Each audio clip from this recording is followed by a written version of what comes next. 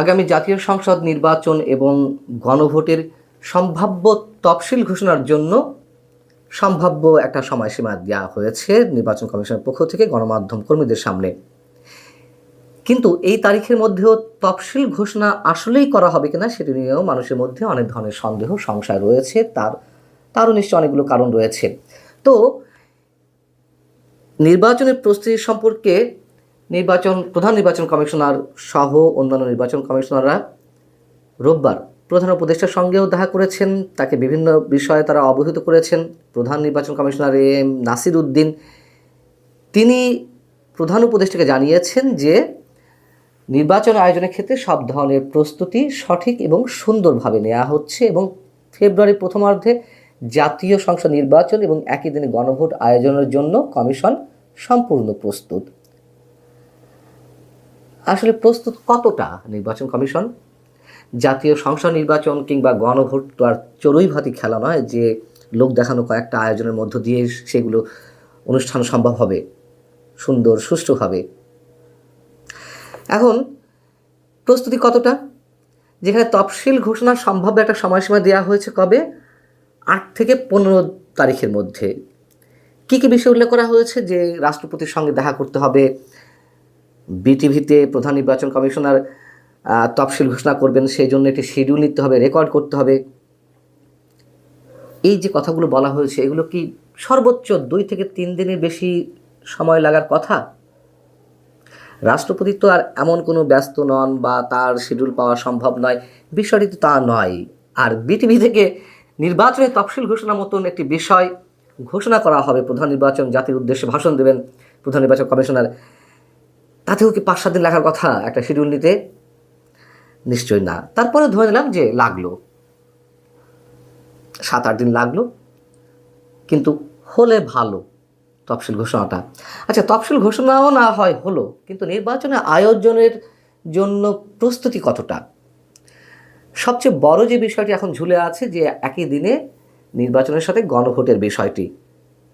এখন গণভোটের যে প্রশ্নগুলো থাকবে সেগুলো সাধারণ মানুষকে কতটা জানান দেওয়া হয়েছে? কি প্রশ্ন থাকবে, কি উত্তর দিতে হবে, উত্তর না হয় হ্যাঁ না, মানুষ কি ধরে নেবে? মানে হ্যাঁতে দিবে না নাতে দিবে? যেখানে জটিল একটা প্রশ্ন থাকবে যার 4টি ধাপ। প্রধান উপদেষ্টা আমার ধারণা তিনি নিজেই এই যে সমস্যা খেলা হচ্ছে, সমস্যার প্রস্তাব করা হচ্ছে, উনি নিজেও তেমন ভালো কিছু বোঝেন না, এটা আমার দৃঢ় বিশ্বাস। শুধু হ্যাঁ হু বলেন আর কথা বলেন যে আমরা স্বর্ণযুগে যাচ্ছি, আমরা ঐতিহাসিক নির্বাচন করতে যাচ্ছি, আমরা বাংলাদেশের মানুষকে সভ্যতার যুগে নিয়ে যাচ্ছি, আর বাকিগুলো সব অসভ্য ছিল, আমরা অসভ্যতার যুগে ছিলাম। যাই হোক, তো তিনি নিজেই কিছু বোঝেন না। এবং একটা কথা তার ভালো লেগেছে, তিনি নির্দেশ দিয়েছিলেন যে সংস্কার প্রস্তাবগুলো যেন সহজ করে লেখা হয়, প্রকাশ করা হয়, সাধারণ মানুষ যেন বুঝতে পারে। সেগুলো কি হয়েছে? তার নির্দেশ বাস্তবায়ন করা হয়েছে? নিশ্চয় হয়নি। ভোট গ্রহণের সময় 1 ঘন্টা বাড়ানো হয়েছে, যেখানে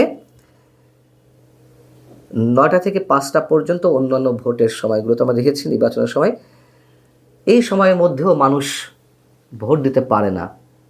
অনেক মানুষ ভোট গ্রহণের যে একটা এরিয়া থাকে, নির্দিষ্ট এরিয়া, তার বাইরে থাকতে হয় তাদেরকে, মানে সেই এরিয়ার মধ্যে 5টার মধ্যে ঢুকতে পারে না।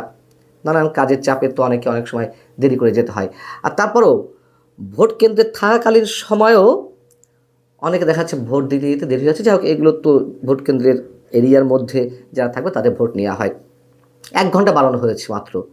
যেই প্রশ্নটি থাকবে গণভোটের সম্পর্কে, এটা জটিল বিষয়। প্রথমেই প্রশ্নটি হচ্ছে এরকম যে, আপনারা জানেন, তারপরে একটু বলি যে আপনি কি জুলাই জাতীয় সনদ ব্র্যাকেটের সংবিধান সংস্কার বাস্তবায়ন আদেশ 2025 এবং জুলাই জাতীয় সনদে লিপিবদ্ধ সংবিধান সংস্কার সম্পর্কিত নিম্নলিখিত প্রস্তাব সমূহের প্রতি আপনার সম্মতি জ্ঞাপন করছেন?